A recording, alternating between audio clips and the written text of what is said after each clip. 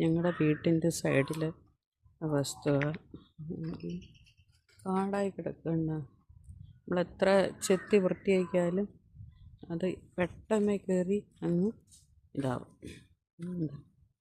ഒക്കെ ആരും വൃത്തിയാക്കത്തില്ല. ഭയങ്കര പാടാണ്. ഒരാളെ വിളിച്ച് നിർത്തി ചെയ്യണമെങ്കിൽ തന്നെയും ഭയങ്കര പാടാണ്.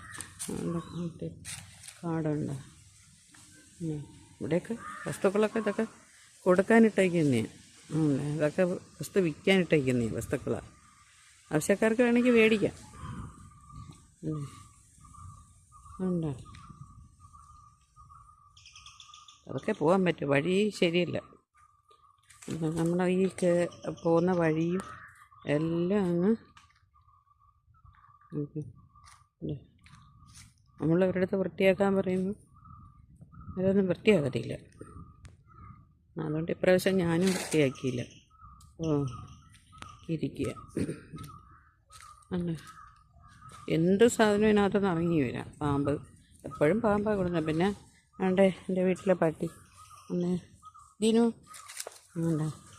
ജീനുവിൻ്റെ കണ്ണിലൊരു ഈച്ച. ജീനു കൊണ്ട് വേറൊരു പട്ടിക്കുട്ടിയുണ്ട്. കാടവിടൊക്കെ ഇങ്ങ് കാടാണ്. അത് ഇവർ മാത്രം ഒന്ന് വൃത്തിയാക്കി. അപ്പം ഞാൻ വൃത്തിയാക്കിയിട്ടില്ല. വൃത്തിയാക്കാൻ പറ്റാത്ത അവസ്ഥയിൽ ആരും വൃത്തിയാക്കിയിരുന്നാലും എല്ലാം വന്ന് കയറും. കൃഷിയൊന്നും ചെയ്യുമ്പോൾ ആരും നിർത്താനൊന്നും പറ്റത്തില്ല. ഭയങ്കര പൈസയാണ്. അതുകൊണ്ടെല്ലാം അങ്ങനെ ഇട്ടേക്കണം. നമ്മുടെ പരിസരമൊക്കെ ഇതാണ് എന്ന് പറഞ്ഞാൽ അത് നമ്മൾ കെട്ടത്തില്ല പട്ടിയെ. എന്നുവെച്ചാൽ ഇവരിങ്ങനെയൊക്കെ പാമ്പിനെയൊക്കെ കൊല്ലും. വരുമ്പം പാമ്പിനെയൊക്കെ ഓട്ടിക്കും.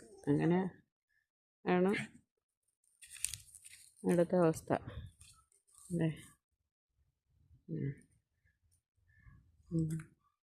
ഇതാണ് കാട്. ഒരാൾ കയറി കള്ളന്മാർ ഇരുന്നാൽ പോലും അറിയത്തില്ല. ഇവിടെ ഒന്നും ഇല്ല കള്ളന്മാർ. ഇവിടെ നിന്ന് നേരെ അങ്ങോട്ട് തണ്ടേ ചെന്നിറങ്ങുന്നത്, നേരെ ആ വയലിൻ്റെ കരയിൽ ചെന്നിറങ്ങുന്നത് മെഡിക്കൽ കോളേജാണ്. ഇവിടെ നിന്ന് ഇങ്ങനത്തെ താഴോട്ട് 2 വീടൊക്കെ ഉണ്ട്. മെഡിക്കൽ കോളേജാണ്. Parippally medical college. ഞാൻ വരുമ്പോൾ എൻ്റെ കൂടെ വരും. അന്ന് എൻ്റെ കൂടെ നിൽക്കും. നല്ലൊരു കീരിയ 2 കൂടെ കൊന്നിട്ട്. രണ്ടുപേരും ഇവിടെ തന്നെ നിൽക്കും. രണ്ടുപേരും കൂടെ ഇപ്പോൾ പ്രസവമൊക്കെ കഴിഞ്ഞ പട്ടിയെല്ലാം വേറെ പട്ടികൾ എടുത്തുകൊണ്ട് പോകും.